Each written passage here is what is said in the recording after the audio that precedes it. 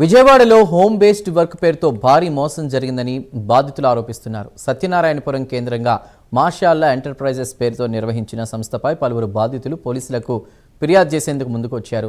Social media platform Instagram ద్వారా ప్రచారం చూసి సంస్థలో చేరిన వారు భారీ మొత్తంలో డబ్బులు చెల్లించి మోసపోయామని ఆరోపిస్తున్నారు.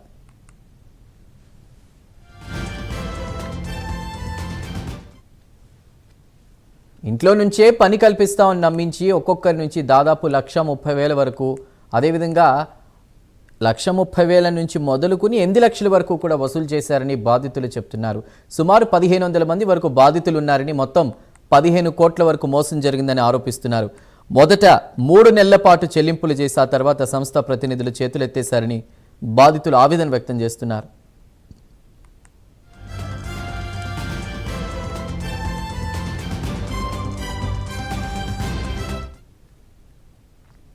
సంస్థ నిర్వాహకులు ఎవరైతే ఉన్నారో రమేష్ రెడ్డి, రాజారెడ్డి, హనడితో పాటు చైర్మన్ పసుపులేటి రాజాపై చర్యలు తీసుకోవాలని డిమాండ్ చేస్తూ వందలాది మంది బాధితులు సత్యనారాయణపురం పోలీస్ స్టేషన్కు చేరుకున్నారు. అయితే ఫిర్యాదు చేసేందుకు వచ్చినటువంటి తమతో పోలీసులు అవమానకరంగా మాట్లాడారని బాధితులు ఆరోపిస్తున్నారు. ఈ ఘటనపై పోలీసులు ఎలా స్పందిస్తారన్నది ఇప్పుడు ఆసక్తిగా మారింది.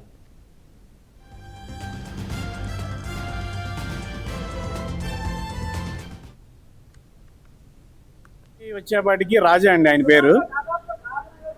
సంస్థ పేరు వచ్చేపాటికి ముస్లిమ్స్ పేరు ఉంది. అది ముస్లిమ్స్ పేరున ఉంది. ఆఫీస్కి వచ్చి కట్టాం. ఇప్పుడే సత్యనారాయణపురం దగ్గర 2వ రోడ్డు పార్క్ ఆపోజిట్ లో రోడ్లు కట్టిన తర్వాత రిసిప్ట్ ఇచ్చారండి. మేమైతే ఏం చేసామంటే బై క్యాష్ కట్టలేదు, నేనైతే ఆన్లైన్ ట్రాన్స్ఫర్ చేశాను. అంటే మనకు కొద్దిగా ఇదిగా ఉంటుందిలే అని చెప్పి ఆన్లైన్ ట్రాన్స్ఫర్ చేసి అలా ఫరం అకౌంట్ ఉంది.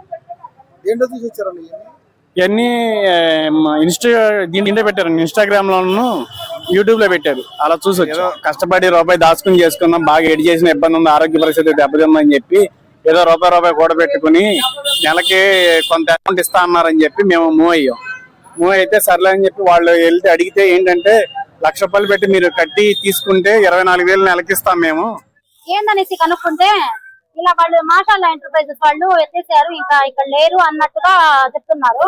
నాకైతే ఆ సార్ వచ్చి బయటకు వచ్చి ఏందన్నది సమాధానం చెప్తే అందరు మనుషులు కాస్త కుదుటగా ఉంటాయి అనేసి నేను అంటున్నాను. ఎందుకంటే దీంట్లో హార్ట్ పేషెంట్స్ ఉన్నారు, అందరు ఉన్నారండి దీంట్లో. ఏదో ఇంట్లో ఖాళీగా ఉండకుండా ఏదో కాస్త చేసుకుందాం అనేసి ఇందులో తలా 5 లక్షలు పెట్టిన వాళ్ళు ఉన్నారు, 10 లక్షలు పెట్టిన వాళ్ళు ఉన్నారు. ఎవరి కోమతికి లేక వాళ్ళు పెట్టుకున్నారు. కాకపోతే 1,00,000 రూపాయల కాడ నుంచి స్టార్ట్ చేశారు అందరూ. 1,00,000 రూపాయలు డబ్బులు కట్టాం, 30,000 మిషన్ కి పెట్టాం, 1,30,000 కాడికి పెట్టామండి. కాకపోతే వాళ్ళు అసలు ఎక్కడికి వెళ్ళారో ఏమో. అందులో పనిచేసే వాళ్ళందరూ ఏమన్నారంటే 8 to 10 దాకా సాలరీస్ పడిపోతాయండి అన్నారు. సరే అండి, ఆ హోప్స్ మీదే ఉన్నాం మేము కూడా.